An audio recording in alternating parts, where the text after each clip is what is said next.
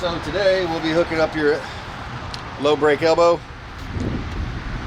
You'll have your insert into your well bushing. You have your lead connects to your wire,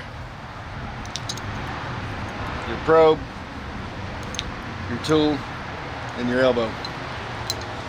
Now we're not going to hook up the wire and everything today because you'll have to crimp this to your wire. But how it will work, you'll take this, crimp it to your wire, insert to the bottom of your low brake elbow, and inside this little hole, it'll come up to where this lines up. You'll push your probe in like so. It will screw into your lead like this, and you will use your tool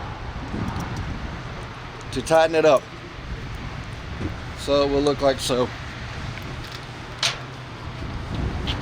Your lead comes up with your wire, your probe goes in, you use your tool to tighten it in. You can use a torque wrench, special tool, to get it right. Once in, you'll take your elbow, you will insert just like so. Push on till it is snug. And that will be the installation.